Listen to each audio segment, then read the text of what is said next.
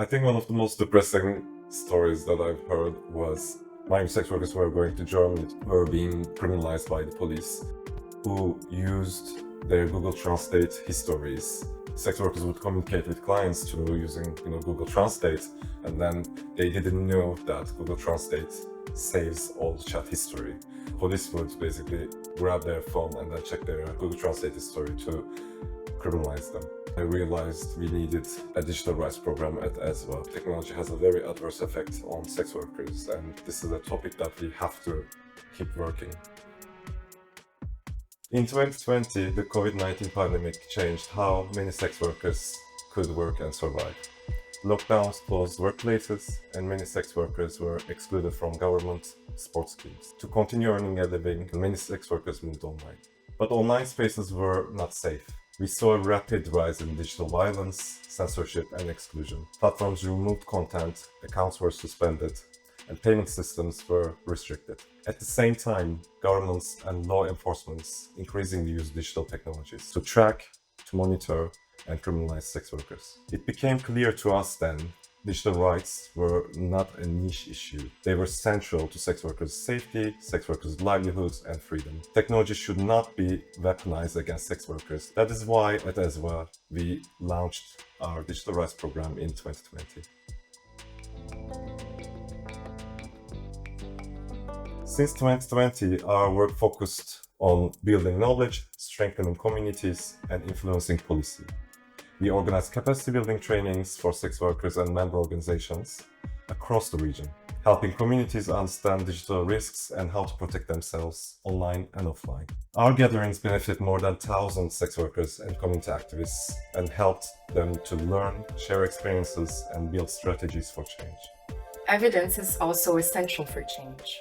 Since 2020, ESWA has conducted 7 research projects examining issues such as online censorship and discrimination, privacy and data protection, and labor rights on digital platforms. We also have engaged in major European policy debates, including the Digital Services Act and the AI Act. Through research, coalition building, and direct advocacy, we push for policies that protect rights and reduce harm to sex workers.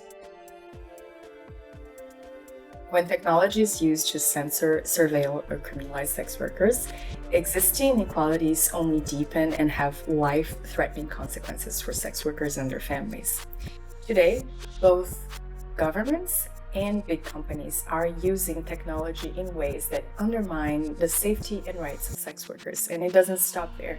Big tech is advancing to censor and surveil everyone, using sex workers as the testing ground.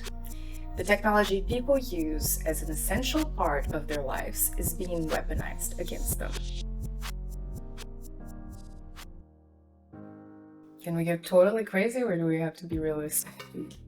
Well, there is this concept of solar punk, which is this idea of like a very utopic future in which we incorporate technology in a way that is environmentally friendly and conscious.